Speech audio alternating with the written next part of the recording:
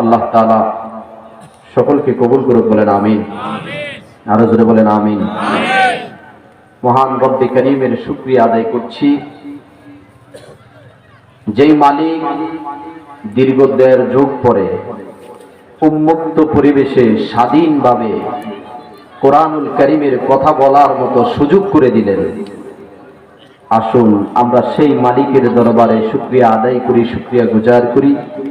যেই মালিক আমাদেরকে জবান দিলেন, সেই মালিকের শিখানো ভাষায় কালিমাতুশ শুকর আদায় করি। সকলে বলি আলহামদুলিল্লাহ। এতগুলা মানুষ আরেকটু আওয়াজ করে বলেন আলহামদুলিল্লাহ। রব্বানা লাকাল হামদ হামদান কাসীরান তাইয়িবান মুবারাকান ফীহি কামা ইয়ানবাগী লিজালালি ওয়াজহিকা ওয়া আযীমি সুলতানিক। আমরা শুকরিয়া আদায় করলাম আল্লাহ পাকের প্রিয় হাবিব নূর নবীজি, আমাদের প্রিয় রাসূল, কলিজার টুকরা রাসূল, সে রাসূলুল্লাহ সাল্লাল্লাহু আলাইহি ওয়াসাল্লামের পুত পবিত্র কদম মোবারকে আমরা সালাম জানাচ্ছি। যে নবী আজ থেকে ১৫০০ বছর আগে একটি অনুন্নত সমাজ এবং অনুন্নত রাষ্ট্রকে পৃথিবীর শ্রেষ্ঠ সমাজ এবং পৃথিবীর শ্রেষ্ঠ রাষ্ট্রতে বানাতে পেরেছেন, সেই নবীর উপর আমরা দুরূদ পড়ছি। যেই নবীর উপর কেউ যদি একবার দুরূদ পড়ে, আল্লাহ সুবহানাহু ওয়া তাআলা তার 10টি সগীরা গুনাহ আমার আল্লাহ ক্ষমা করে দেন। শুধু তাই নয়, 10টি ইজ্জত আল্লাহ তাআলা বাড়াইয়া দেয়, 10টি রহমত তার উপর বর্ষণ করে। জোরে কোন সুবহানাল্লাহ। সেই নবীজির উপরে আমরা দুরূদ এবং সালাম প্রেরণ করছি। সকলে বলি সাল্লাল্লাহু আলাইহি ওয়াসাল্লাম।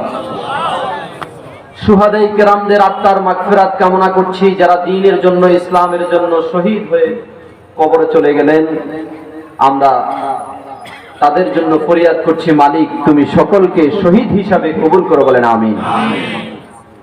আমরা যারা এখানে বসে আছি, আমাদের কলিজার টুকরা মা বাবা যারা অন্ধকার কবরে, দোয়া করছি মালিক তুমি সকলকে জান্নাতের উচ্চ মাকাম দান করো, বলেন আমিন।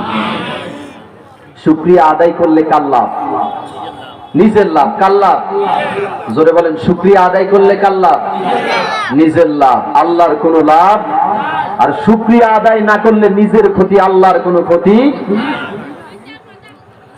আল্লাহ পাক রব্বুল আলামিন বলেন, বান্দা যখন শুকরিয়া আদায় করবে, বান্দার ঠিকানা আমি আল্লাহ জান্নাত বানায়া দিব। আর বান্দা যদি না শুকরিয়া করে, বান্দার ঠিকানা হবে জাহান্নাম। জোরে কোন নাউজুবিল্লাহ। আমরা কেন এবার আল্লাহর শুকরিয়া আদায় করব না? আমাদের মানব দেহের মধ্যে আল্লাহ তাআলা কোটি কোটি টাকার নিয়ামত দান করেছেন। কে দিয়েছেন? কে দিয়েছেন? আল্লাহ দিয়েছেন। আল্লাহ ছাড়া কেউ দেয় নাই। এজন্য সুখে দুঃখে সব সময় একজনের শুকরিয়া আদায় করব, তিনি কে? আরো জোরে বলেন, তিনি কে? সুখে থাকলে, দুঃখে পারলে, সুস্থ থাকলেও আল্লাহর, অসুস্থ থাকলেও আল্লাহর শুকরিয়া আদায় করতে হবে। কথা বলেন ঠিক কিনা? কারণ সুস্থতা অসুস্থতা দুটোটাই আল্লাহ তাআলার। যদি অসুস্থতা আল্লাহ তাআলার নিয়ামত হয়, অসুস্থ থাকারও দরকার আছে। কি বলেন, আছে না নাই? অসুস্থ থাকারও দরকার আছে। কারণ আপনি যদি অসুস্থ না হন, তাহলে তো আপনি আল্লাহকে ভুলে যাবেন। কথা কোন ঠিক না বেঠিক?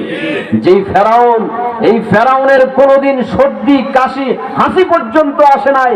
ওই জালেম ভাবছিল তার কোনোদিন পতন হবে না, কিন্তু ফেরাউনের পতন হয়েছে কি হয় নাই? ক্ষমতা থাকতে না ক্ষমতা ছাড়তে? ক্ষমতা থাকতে ফেরাউনের পতন হয়েছে। ঠিক বাংলার ফেরাউনদেরও পতন হয়েছে ক্ষমতা থাকতে। কথা বলেন ঠিক কিনা? অতএব ক্ষমতা বংশ দিয়ে কিছু হয় না। কি বলেন হয়? টাকা দিয়ে কিছু হয়? যদি টাকা দিয়ে কিছু হতো, কারুনের মতো জালেমকে, কারুনের সমস্ত সম্পদকে আল্লাহ মাটির নিচে ডাবাইয়া দিত না। অতএব বোঝা গেল টাকা পয়সা দিয়ে কিছু, বংশ দিয়ে কিছু হয়। জোরে কোন বংশ দিয়ে কিছু হয়? বলেন, আমার নবীর বংশ আর আবুল আহাবের বংশ এক না দুই? আবুল আহাবের বংশ আর নবীর বংশ এক। তাহলে আবু লাহাবের নাম কই আর আমার নবীর নাম সারা পৃথিবীর মানুষ স্মরণ করছে, কথা কোন ঠিক না বেঠিক? অতএব বোঝা গেল বংশ দিয়ে কিছু হয় না। এজন্য সব সময় আমরা শুকরিয়া আদায় করব কার? আরো জোরে বলেন কার? আল্লাহর শুকরিয়া আদায় করব। পারস্যের কবি শেখ সাদী রহমতুল্লাহ আলাই, এত বিশাল বড় কবি, তিনি একদিন আফসোস করে আল্লাহকে বলছেন, আল্লাহ আপনি আমাকে এত বড় কবি বানাইলেন, আমার পায়ের মধ্যে এক জোড়া জুতা নাই। কি নাই?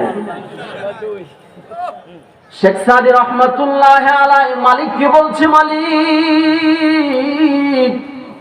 এত বড় কবি বানাইলেন, আমার পায়ের মধ্যে এক জোড়া জুতা নাই। এই কথা বলে বলে আফসোস করতেছে। সামনে গিয়া দেখে একজন আল্লাহর বান্দা, তার দুইটা পাও নাই। কি নাই? তার দুইটা পাও নাই। এই পারস্যের কবি শেখ সাদী রহমতুল্লাহ আলাই নগদ সিজদায় পড়ে গেলেন, বললেন, মালিক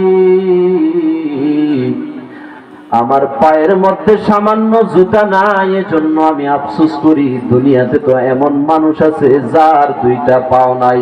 ও মালিক আমি জুতা দিয়ে কি করব? দুনিয়ার জমিনে এমন মানুষ আছে যার দুইটা হাত নাই, পাও নাই, কথা কোন ঠিক না বেঠিক?